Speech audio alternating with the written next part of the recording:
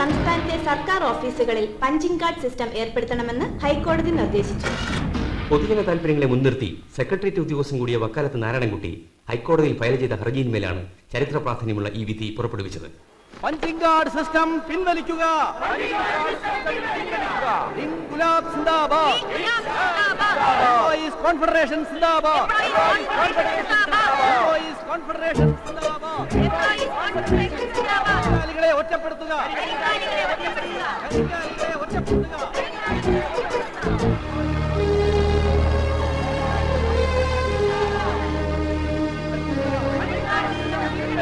Punching card system വേണ്ടേ വേണ്ട. Confederation സിന്ദാബാദ്. Narayanankutty go back. Narayanankutty go back. സർക്കാർ ജോലിയാകുമ്പോ തോന്നുമ്പോ വരാം, തോന്നുമ്പോ പോവാം, തോന്നുമ്പോ പണിയെടുക്കാം. നാട്ടുകാരെ മുഴുവൻ അവതാളത്തിലാക്കിക്കൊണ്ട് സംഘടിത തൊഴിലാളി വർഗത്തിന്റെ സ്വാതന്ത്ര്യം. ഇതെന്റെ വീടാണ്, ഞാൻ എന്തും ചെയ്യുന്ന പറഞ്ഞ് അവനവന്റെ പുറപ്പുറത്ത് കയറി തുണിയില്ലാതെ നിരങ്ങുന്നതാണല്ലോ ഇതിന്റെയൊക്കെ സ്വാതന്ത്ര്യം. തോന്നിയാസ് അനുവദിച്ചു കൊടുക്കുന്ന സ്വാതന്ത്ര്യം. പണി പണി പണിയെടുക്കണം. മാസാമാസം എണ്ണി മേടിക്കണതേ കാറ്റും കാട്ടൊന്നുമല്ലല്ലോ. എനിക്ക് പണിയെടുക്കണം, അകത്ത് പോകണം. വഴിമാറ്. ചന്ദ്രൻ നാരായണൻകുട്ടിക്ക് വേണ്ട എസ്കോർട്ട് കൊടുക്കും. ഓ ശരി സാർ. വിളിച്ചു പറഞ്ഞില്ലേ എനിക്ക് പ്രൊട്ടക്ഷൻ വേണം, അകത്ത് പണിക്ക് കയറണം. മണി 10 10 10 10 10 10 10 മണിക്ക് എന്താണോ സാറിന്റെ അല്ലേ സാർ?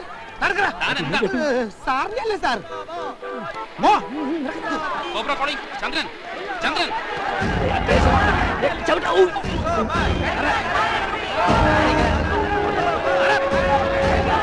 സാറേ പോവാൻ പറ്റില്ല. ഇയാളുടെ വയറ് വയറ് വയറ് മാറ്റി മാറ്റില്ലോ.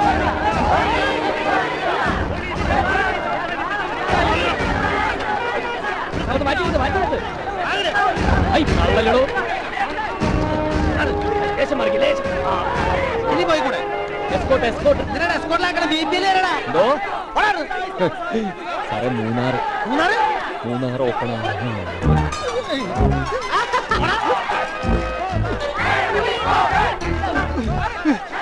നാരായണൻകുട്ടി സിന്ദാബാദ്. നാരായണൻകുട്ടി സിന്ദാബാദ്.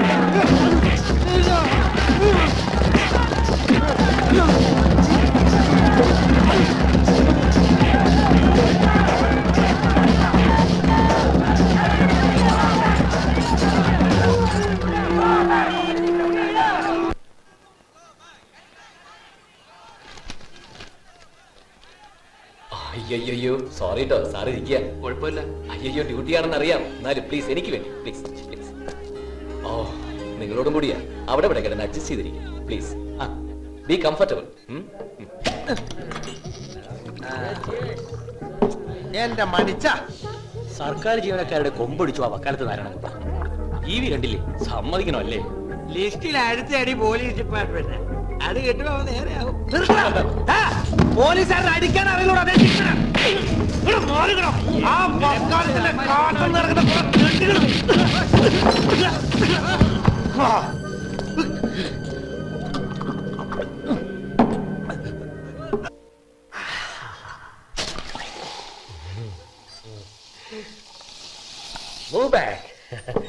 ഞാൻ എന്നെ ശരിക്കും ഒന്ന് കാണട്ടെ. ഇപ്പോഴാണ് നീ ഒരു അഡ്വക്കേറ്റ് ആയത്. എന്ത് പറയുന്നു വക്കാലത്ത്? എല്ലാം അയ്യർ സാറിന്റെ ട്രെയിനിങ്ങാ. നോ നോ നോ, അവന്റെ ഗുരുഭക്തി. ഊത്തടോ.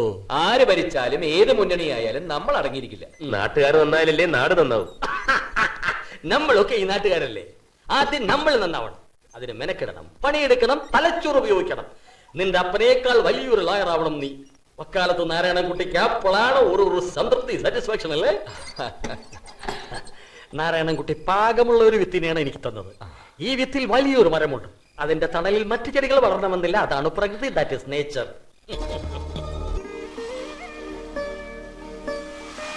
നീ നാട് നന്നാക്കാൻ അവതാരം എടുത്തതന്നല്ലേ? ഞങ്ങളെ നോക്കാൻ നിനക്കെവിടാ നേരം?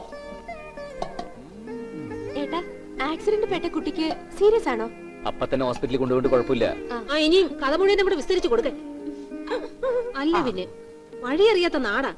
ഞങ്ങളുടെ കാര്യം പോട്ടെ, പ്രായം വന്നൊരു പെണ്ണ് ഞങ്ങളുടെ കൂടെ ഉണ്ടെന്നുള്ള കാര്യം നീ ഓർത്തോ? ഓ ക്ഷമിച്ചു കള. അവള് തുടങ്ങി. അവക്കിനി നാരായണൻകുട്ടിയെ 10 പറഞ്ഞാലേ തൃപ്തിയാവും. പെറ്റ തള്ളയ്ക്ക് മക്കളെ ചൊല്ലി നോവുണ്ടാവൂ. മാത്യു, എന്തായാലും ആ അയ്യറിന്റെ കൂടെ കൂടിയത് നന്നായി. ആള് ബുദ്ധിരാക്ഷസനാ. ഇവിടത്തെ പോലീസ് എങ്ങനെ?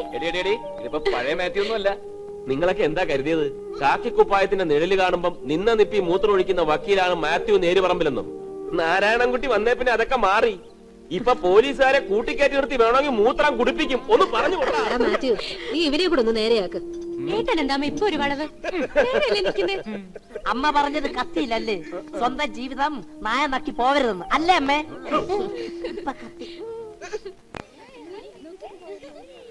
മിസ്റ്റർ നാരായണൻകുട്ടി, ഈ നാട്ടിലല്ലേ ജീവിക്കുന്നത്? മിനിമം ഡൊണേഷൻ 25,000 റുപ്പീസ് ഉണ്ട്. കൂടുതൽ തരുന്നവരുമുണ്ട്. 25,000 രൂപയോ? നഴ്സറി അഡ്മിഷന് വരെ ഇതിൽ കൂടുതൽ റേറ്റ് ഉണ്ടല്ലോ. എനിവേ മിസ്റ്റർ നാരായണൻകുട്ടിക്ക് വേണ്ടി സ്പെഷ്യൽ കൺസെഷൻ കൊടുക്കണമെന്ന് കമ്മിറ്റിയോട് സാങ്ഷൻ വാങ്ങിയിട്ടുണ്ട്. 10,000 അടച്ചാൽ മതി.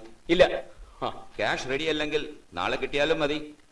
നാരായണൻകുട്ടിയെ ഞങ്ങൾക്ക് നല്ലവണ്ണം അറിയാം. നോ നോ നോ നോ എടുക്കരുകയ്യേ. മക്കാലത്ത് നാരായണൻകുട്ടി എനിക്ക് ശരിക്കറിയില്ല. ഒരു നയ പൈസ തരില്ല ഞാൻ. വിദ്യാർത്ഥിക്ക് അവകാശപ്പെട്ട സീറ്റാണ്. അതിനെന്തിനും ഡൊണേഷൻ? പിന്നീട് എന്തൊരു നേഷൻ ഇത്? ഈ അഴിമതിക്ക് കൂട്ടു നിൽക്കാൻ നാരായണൻകുട്ടിയെ കിട്ടില്ല. സമ്മതിക്കില്ല ഞാൻ. പ്ലീസ്. നോ. എങ്കിൽ നോ അഡ്മിഷൻ. അവർ പണം നിന്നോട് ചോദിച്ചതിന് ഇപ്പൊ തെളിവില്ല. നീ പണം അടച്ച് രസീത് വാങ്ങിക്ക്. നിയമപരമായി നമുക്ക് അവരെ തോൽപ്പിക്കാം. തോൽപ്പിക്കണം. എന്റെ മാത്യു നമ്മുടെ വിദ്യാഭ്യാസ രംഗമാകെ കുത്തഴിഞ്ഞു കിടക്കില്ലേ? കുത്തഴിഞ്ഞു കിടക്കുന്നതൊക്കെ നീ വീണ്ടും കൂട്ടിക്കെട്ടിക്കൊള്ളൂ എങ്ങനെ വേണമെങ്കിലും. ബട്ട് മാത്യു എങ്ങനെ ഈ കേസ് ഏറ്റെടുക്കും? ആ കോളേജ് മാനേജ്മെന്റിന്റെ ലീഗൽ അഡ്വൈസറായിട്ട് അവർ മാത്യുവിനെയാണല്ലോ കണ്ടിരിക്കുന്നത്. തീരുമാനം എടുത്തു കഴിഞ്ഞു. ഇനി മാത്യു ഒന്ന് സമ്മതം മൂളിയാ മതി. നീ ആ വിവരം നാരായണൻകുട്ടിയോട് പറഞ്ഞില്ലേ? ഞാൻ അറിഞ്ഞില്ല. I am very very sorry. ഞാനത് നിന്നോട് പറഞ്ഞില്ല, വിട്ടുപോയി. നമ്മുടെ എക്സ് മിനിസ്റ്റർ ശശീറക്കുറുപ്പിന്റെ സണ്ണിലയുടെ ഫാദറാണ് കോളേജിന്റെ ട്രസ്റ്റി. ആ നാരായണൻകുട്ടി കാപ്പുടിച്ചിട്ട് പോയാൽ മതി. No thank you. Iyer sir കാര്യങ്ങൾ വളരെ ഭംഗിയായിട്ട് തന്നെ പറഞ്ഞു. ഈ കേസ് എങ്ങനെ കൈകാര്യം ചെയ്യണമെന്ന് എനിക്കറിയാം. വക്കാലത്ത് നാരായണൻകുട്ടിക്ക് ആരുടെയും വക്കാലത്ത് ആവശ്യമില്ല എന്റെ സ്വാമി.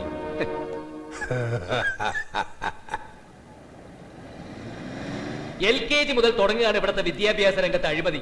എന്തിന് LKG ആക്കണം? തള്ള പ്രസവിക്കുന്നതിന് മുമ്പ് സ്കൂളിൽ ചേർക്കാനുള്ള ഡേറ്റുമായിട്ട് ഒത്തു നോക്കണം, അല്ലെങ്കിൽ കൊച്ചിന്റെ 1 വർഷം പോകും. നഴ്സറി ക്ലാസ്സിൽ ചേർക്കുമ്പോൾ കുട്ടികളെ എല്ലാവരും ഇന്റർവ്യൂ ചെയ്യുന്നത് തന്തയും തള്ളയാ. ബക്രാനങ്ങളുടെ നീളമത്ര, ഭൂമിയിൽ നിന്നും ചന്ദ്രനിലേക്കുള്ള ദൂരം, ഇന്ത്യയുടെ 8ാമത്തെ പ്രധാനമന്ത്രി ആര്? ഓ, ഇതൊക്കെ തന്തയും തള്ളയെ അറിഞ്ഞിരുന്നാലേ കുട്ടിക്ക് സ്കൂളിൽ ചേരാൻ പറ്റൂ. മാതൃഭാഷയിൽ സംസാരിച്ചതിന് പിഴ കൊടുക്കേണ്ടി വന്നിട്ടുള്ള സ്കൂളുകളുണ്ട് ഇവിടെ. അല്ല, അങ്ങനെ കൊടുക്കണമല്ലോ. എന്നാലല്ലേ നമ്മുടെ ഭാവി തലമുറ എനിക്ക് മലയാളം കുറച്ച് അറിയുന്ന സംസാരിക്കുള്ളൂ.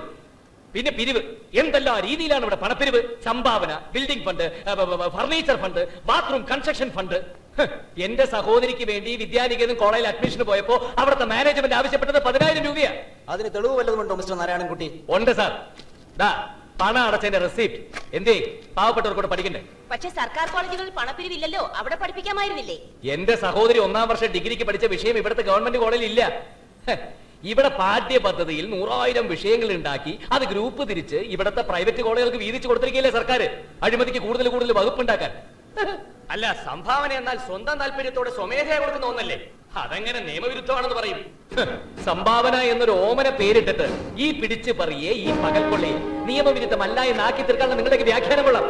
നിങ്ങളെ പോലുള്ളവരാണ് ഇത്തരത്തിലുള്ള അഴിമതികളൊക്കെ പ്രോത്സാഹിപ്പിക്കുന്നത്. ഇതിനെതിരെ പ്രതികരിക്കാൻ ഇവിടെ ഒരു ജനകീയ പ്രസ്ഥാനവും ഇല്ല. ഇനിയിപ്പോ ആരെങ്കിലും പ്രതികരിച്ചാലോ അവരെ പ്രോത്സാഹിപ്പിക്കുന്നതിന് പകരം ഒറ്റപ്പെടുത്തുക. ഇതൊക്കെ